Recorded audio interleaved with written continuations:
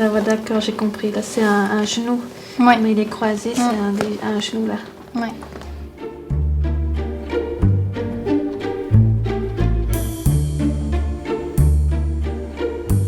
Maman jusqu'au bout des doigts. C'est le col de l'utérus. Là, on voit bien que le col de l'utérus, il vient d'entrer du vagin. Voilà.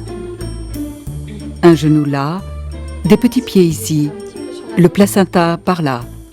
Des mains de femme se promènent sur un dessin en relief, celui d'un enfant à naître, lové dans le ventre de sa mère. Elles sont enceintes, aveugles ou malvoyantes. Et c'est par le toucher qu'elles découvrent la vie intra-utérine de leur futur bébé.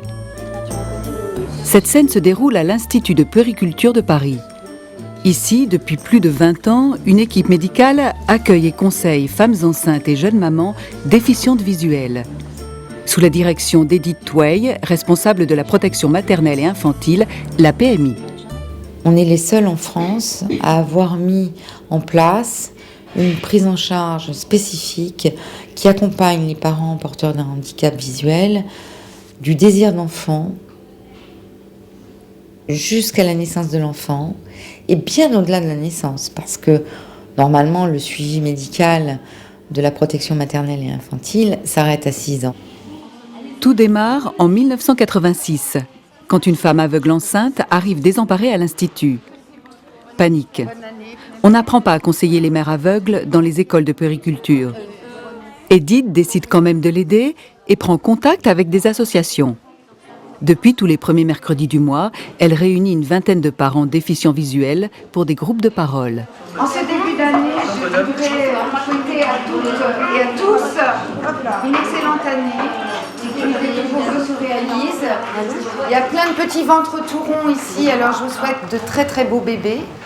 J'aimerais beaucoup qu'on revienne sur la notion de l'entourage. Je ressens toujours que pour moi, les enfants sont pratiquement les seules personnes qui ne nous rappellent pas que nous sommes des handicapés. Moi, ça m'est déjà arrivé de rencontrer une personne dans la rue qui m'a dit « Quelle honte d'avoir un enfant !» J'ai eu le droit à tout, j'ai eu même du personnel de la PMI de ma ville qui a appelé Edith, mais vous vous rendez pas compte, mais elle est aveugle. Mais c'est souvent des gens qui ne connaissent pas du tout l'handicap, donc c'est pardonnable. Mais Ils ont des yeux pour voir. Enfin, moi, je crois que le regard change quand même, parce que moi, j'ai une dame qui m'a applaudi. Une dame qui était en voiture, qui s'est arrêtée, qui m'a dit bravo. Je lui ai dit mais pourquoi? J'ai ma grande sœur qui est non-voyante, qui a une fille qui a bientôt 14 ans. Oui. Donc, qui a fait le chemin, donc... Elle t'a fait le chemin. Elle a ouvert les portes. Elle t'a ouvert les portes. Au contraire, là, tout le monde est content, tout le monde me demande quand est-ce que je vais accoucher. J'ai la chance, moi, d'être entourée de collègues exceptionnels et là où elles m'ont vraiment fait plaisir un jour, c'est de me dire mais on ne savait pas grand-chose du handicap visuel. À ton contact, on a appris beaucoup. Et moi, je suis très contente quand mes collègues me considèrent comme une maman à part entière et qu'elles me disent oh, tiens, tel tous, tiens, tu lui donnes quoi, toi Vraiment, il y a un échange d'égal à égal, on est maman toutes. Le conseil que je vous donne, c'est de pas se laisser déstabiliser, mais c'est dur. C'est dur quand tout le monde vous dit vous réussissez pas, vous y arriverez pas. Voilà, qu'on vous tape comme une enclume. Non, tu y arriveras pas. Non, toi, t'as pas le droit de le faire. Alors nous, on n'est pas là, si vous voulez, pour stigmatiser ce type de réaction. On est là pour comprendre. Moi, j'ai reçu beaucoup de courriers, pas de menaces, mais de gens qui me disaient que c'était inadmissible ce que je faisais, que le droit à l'enfant, d'accord, mais que la priorité des priorités, c'était le droit des enfants, et que le droit des enfants était bafoué à partir du moment où on autorisait les parents handicapés visuels à avoir des enfants. Donc c'était très dur au début, c'était très rude de voir comment il y avait des discours très eugénistes par rapport à ces maternités.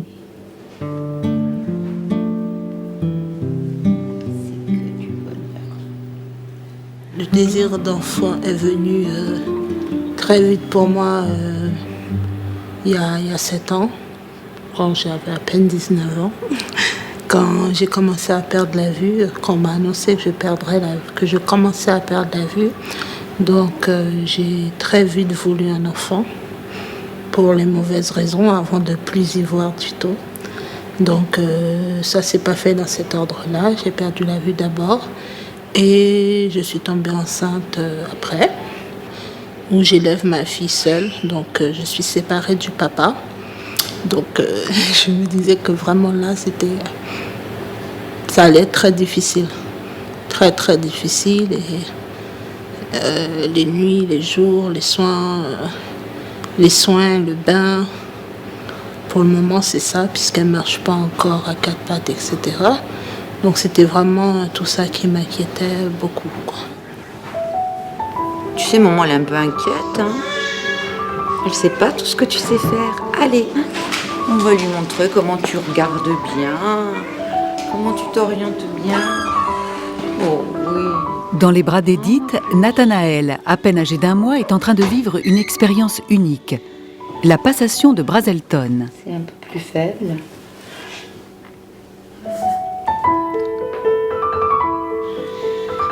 Myriam, sa maman, assiste à la séance. Comme elle a perdu la vue, Martine Vermillard, puéricultrice, l'aide à ressentir ce que vit son bébé en la rendant actrice de l'expérience. Super. Et on lui fait un petit gratouillis comme ça sur le dos. Et elle râpe d'un côté et de l'autre. Elle fait comme un petit serpent. Oui, tu vois, voilà, comme ça. Si on gratte ici, elle se tortille de ce côté. Et c'est en fait les mouvements qu'elle fait pour sortir de ton ventre. Hein, je vais essayer de le refaire. Tu vas mettre ta main. Et c'est surtout au niveau du siège qui oui, voilà. Là. Tu la mets tout, voilà, très douce la main. Tu sens comment elle gigote un peu. Elle dévie. Ouais, tu vois. Comme elle dévie. Sa position préférée. Voilà. Mise au point par un éminent pédiatre de Harvard, cette série de tests permet de mieux connaître la personnalité et les compétences des nouveau-nés. Idéal pour rassurer les mamans inquiètes. Edith a donc décidé de l'adapter aux mères aveugles qu'elle accueille. Mange-toi. Mets-toi devant. Parce que tu sais, elle voit presque rien en fait. La vision des bébés est très très immature. Voilà, les dents. Bravo. Hein. Oh. Ouais, mais là, ça veut dire, maman, prends-moi. Je m'accroche à ton doigt et je veux vraiment que tu me prennes. Allez, maman, fais-moi un petit câlin. Vous êtes super. Hein. Donc, t'es plus inquiète, là. Hein, toi qui disais, je vais pas être capable. Hein? Oui, Tu sais, ta maman, elle s'est fait beaucoup de soucis avant que tu n'arrives. Hein? Elle se disait, mais je vais jamais y arriver. Bravo, Myriam. Bravo, bravo. Moi, je dis toujours qu'on est là pour leur faire des perfusions d'estime d'elles-mêmes. Hein, je crois que en les réassurant, en leur donnant une estime d'elles-mêmes, on leur donne la force de pouvoir s'opposer à ce discours et de devenir moins vulnérables face à ce discours. Disons que les questions, je me les étais posées avant. Je me suis dit, avant qu'on décide d'avoir un enfant, est-ce qu'on sera capable de s'en occuper? Est-ce qu'on assumera? On s'est d'abord interrogé sur la possibilité ou pas que pouvaient avoir nos enfants d'avoir nos handicaps visuels. Alors nous sommes allés voir une généticienne et quand elle nous a confirmé que nos enfants avaient peu de chances d'avoir un handicap visuel, là on a décidé d'avoir un enfant. Aujourd'hui, Khadija, qui est non-voyante, et son conjoint David, malvoyant, ont 2 petits garçons qu'ils viennent chercher tous les soirs à la crèche. Il y a 2 ans et demi, Alexis, leur premier bébé, naît bien avant terme. Khadija est alors transférée dans un service de grands prématurés à l'Institut de puériculture de Paris. L'infirmière du service des prématurés m'a dit « Si vous voulez, en bas, il y a la PMI, une dame qui s'appelle Edith Way qui s'occupe depuis presque 20 ans des parents déficients visuels. Elle peut venir chez vous pour voir si tout est OK pour recevoir votre bébé. » Je me suis dit « Mais qu'est-ce que c'est encore que ces personnes des services sociaux qui vont encore venir contrôler que je suis une bonne maman ?» Donc au départ, j'ai dit non. Mon conjoint m'a dit « Mais tu veux pas réfléchir, tu sais, c'est notre premier enfant, on sait peut-être pas tout, voilà, il y a sûrement des choses à revoir chez nous. » Et bon, je me suis un petit peu calmée, j'ai dit « Bon, allez, pourquoi pas ?» D'autres femmes déficientes visuelles choisissent de rencontrer l'équipe d'Edith dès leur premier mois de grossesse. Alors là, je vais vous montrer le bébé dans la poche des os. Vraiment. Ce matin, à l'Institut de puériculture de Paris, Faustine Sey, sage-femme, invite des femmes enceintes à manipuler un poupon blotti dans un écrin de tulle. Tu vas voir le cordon. Là. Ah oui. Donc le cordon, il est relié au placenta. La poche des os, là, si tu regardes, d'où elle part du contour du placenta. Hein. Hop. Voilà. Donc la poche des os, normalement, elle est fermée, évidemment.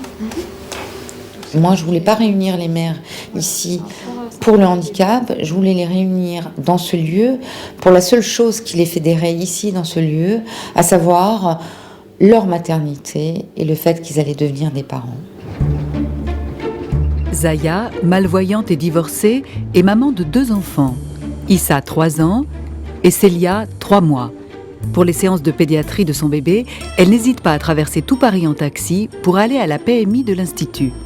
À l'hôpital Saint-Antoine où j'ai accouché la première fois pour mon fils, c'était banal. C'est peser, mesurer, au revoir, il n'y avait rien d'autre. Si vous avez des soucis pour les biberons, pour des aides au quotidien, il n'y a personne pour vous aider. Alors j'ai décidé de faire de la route, même si je paye un transport en aller-retour. J'ai préféré venir ici que rester à côté de la maison.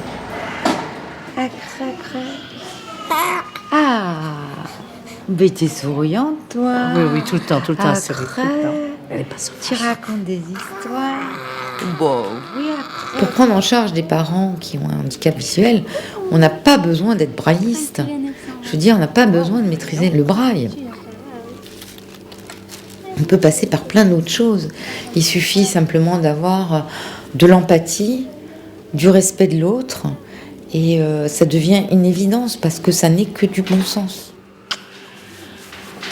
Et alors, il y a Célia maintenant. Oui, il y a Célia Marie. On va faire un. Célia Marie en deuxième prénom, il y a pas de trait d'union. Mais c'est Célia. D'accord. Elle est née, elle faisait 3,2 kg, 4,7 kg. On en est, attends, je vais juste regarder. 5,9 kg. Elle a pris 1 kg là, depuis 12 décembre. Presque 6 kg, hein, 5,920 kg. C'est super, hein, elle a de belles courbes. Vous allez me la mettre. Alors, vous mettez sa tête à ma gauche, comme vous y êtes, et ses pieds à ma droite. Voilà. Super, elle ne dit rien. Bien. Bonjour, Célia. Bonjour, Piquette. Oh, gentil, toi. Ah, Célia, t'es adorable. Vas-y. Elle veut même l'attraper, non? Encore tôt. Alors, elle suit bien. Là, elle ne veut plus. Voilà, viens vers moi, viens vers moi, viens vers moi. Bravo, petite curieuse. Appuie-toi sur moi. Non, elle est parfaite. J'ai trouvé beaucoup de choses ici, au niveau humanisme, au niveau, je sais pas, il y avait beaucoup de choses pour les mamans aveugles et malvoyantes. On m'a beaucoup aidé, on nous soutient moralement, on nous soutient psychologiquement dans toutes nos démarches auprès des enfants. On a des conseils. Et on fait aussi les ongles de bébé. Jusqu'à présent, c'est vraiment un des rares trucs qu'on n'a pas trouvé de solution. Parce que même avec les coupes-ongles, là, on a toujours des petites difficultés. Naviguer en permanence entre les sceptiques et les ultra-optimistes qui vous disent « mais tout ce que vous faites, c'est complètement inutile ». Une mère aveugle est capable de tout faire. Elle est même capable d'entendre des gouttes de médicaments tomber dans un biberon. Moi, j'ai essayé personnellement. C'est excessivement compliqué. Mais je pense que quelque part, derrière tout ça, c'est des barrières de protection. C'est-à-dire que en affirmant qu'une mère est capable, c'est occulter le handicap et c'est pas le prendre en compte. Avant de faire ensemble des soins sur un vrai bébé, là j'ai en face de moi un petit poupon et je vais vous montrer à tour de rôle en fait comment on utilise toutes les parties de son corps à soi pour être à l'aise dans le soin avec le bébé. Et hop, j'arrive où là? Directement dans la narine. Dans la narine, oui. D'accord. Oui, pour... Voilà. Manipulation, je vais d'abord repérer le nez. Voilà, parfait. D'accord. Ok. Ok. Donc vous voyez, ce système-là, ça vous permet de faire voilà, tous les soins.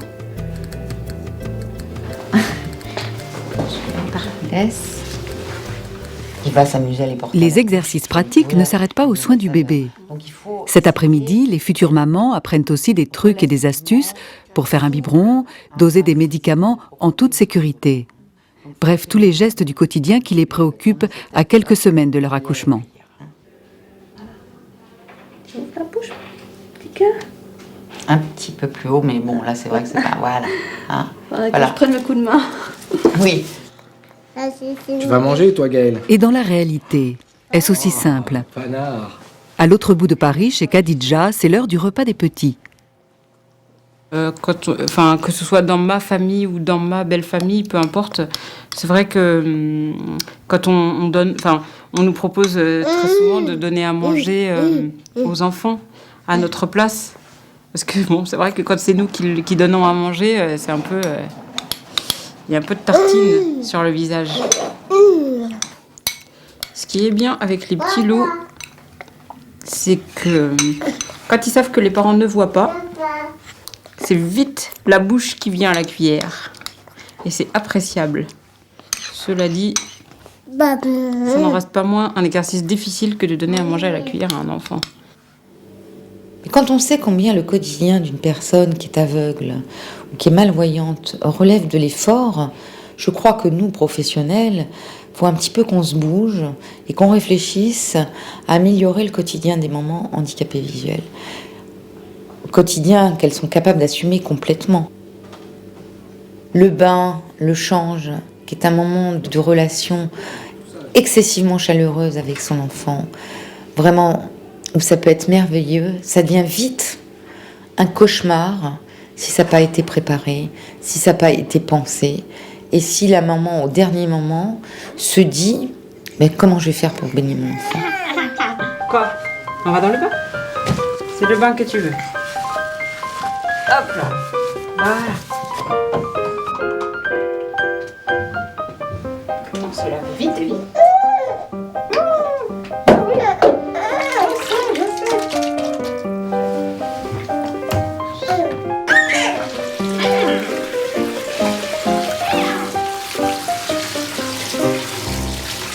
Ah, le petit poisson qui va manger Gaëlle.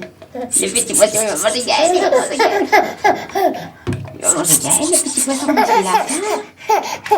D'avoir 2 enfants, c'est une joie.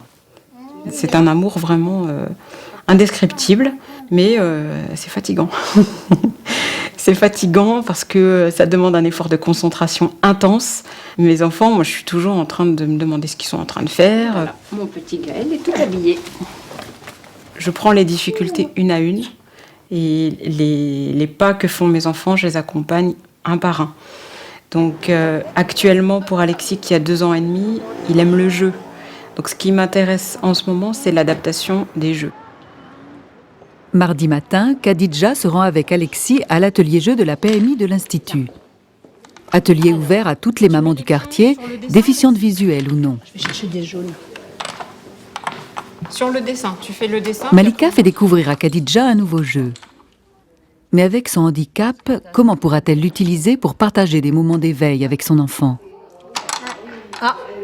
T'es trompé? Oui, je suis trompée. Si tu comptes sur ton contrôle, le nombre de gommettes. En fait, moi, c'est d'abord la vue d'ensemble qui m'intéresse. Ouais. En fait, on est en même temps en train de réfléchir comment l'adapter. Et là, le système, il n'est pas tout à fait... Il n'est pas tout à fait au point, parce que c'est vrai que quand on touche avec les doigts, voilà, les gommettes, on en a 4. Elles se décollent parfois. Voilà. Comment on les met alors? Aujourd'hui, Alexis est à la crèche et s'intéresse au jeu. Et demain? Quand ils entreront à l'école, il faudra trouver une solution pour que je puisse suivre la scolarité de mes enfants. Donc par l'impression, pourquoi pas, des livres scolaires en braille, ou par, j'espère, un échange fructueux entre les autres parents d'élèves et moi, ou entre les instituteurs et moi, entre l'équipe de l'école et moi. Voilà. Le jour qu'Issa a commencé à rentrer à l'école maternelle, c'est là que j'ai trouvé que j'ai eu un gros problème. Là, je me suis trouvée malvoyante, oui. Parce que à la crèche, j'étais dans un cocon, c'était facile, mais l'école maternelle, c'est pas du tout adapté à l'handicap. Au départ, j'ai eu même un problème avec le gardien de l'école parce que je ne savais pas s'ils avaient l'école le samedi matin et il avait tendance à me dire toujours c'est marqué sur le tableau de l'estiérage de l'école. J'ai dit oui, mais monsieur, moi je ne vois pas bien. J'allais m'accrocher avec lui, mais en même temps, j'ai dit bon, il faut que je raisonne. Il ne sait pas que je suis malvoyante et malvoyante peut-être pour lui que ça voulait rien dire. J'ai senti tout le monde froid, quoi, tellement que j'étais mal à l'aise, moi, avec mon handicap. Alors j'ai dit, bon, j'ai appelé ma sœur, j'ai discuté avec elle, parce que je ça allait pas du tout. Et elle m'a dit, t'as qu'à expliquer ton handicap. Et le lendemain, j'ai appelé la directrice le lendemain matin. S'il vous plaît, il faut que je prenne rendez-vous avec vous. C'est très important. Et c'est là que je lui ai évoqué tous mes problèmes, et je lui ai dit, voilà, je suis la maman de Lisa, je suis très malvoyante. Alors je lui ai montré ma carte d'invalidité, et c'est là qu'elle a compris. Et c'est là qu'elle en a parlé à la maîtresse, et elle m'a dit aussi de le dire. Et depuis, elles sont ouvertes, aucun souci. Le lendemain, à l'Institut. Avec les moyens du bord, Malika finit d'adapter le jeu de Khadija. À la manière du braille, elle fabrique des points en relief pour représenter dessins et couleurs. Le tout à l'aide de gommettes superposées et d'encoches au pyrograveur. Ah, regarde, déjà hier, on avait parlé de ce jeu. Et en fait, j'ai essayé de l'adapter. Donc on va essayer et tu vas me dire si ça marche. Si ça marche. Ok, ça marche. Pour toi, on a fait une photocopie couleur du dessin. D'accord. Et on a mis un code couleur. Un pour vert. D'accord. 3 pour rouge. D'accord. 2 pour jaune. Et 4 pour bleu. Puis les petits rectangles. Et des petits rectangles pour marquer les vides en fait, quand il n'y a rien. D'accord. Ah oui, j'ai oublié de te dire que sur les petits plots que l'enfant doit placer, on a remis le même code couleur. D'accord. Voilà, donc là, je vais te faire un test. D'accord, on va essayer. Vas-y. Je vais faire l'enfant, donc Fais l'enfant. Je vais faire l'enfant. Ça, c'est pas bon, mais tu fais que des erreurs. Ah. Qu'est-ce que c'est que cet enfant? C'est un enfant quoi. Un enfant blagueur. Donc,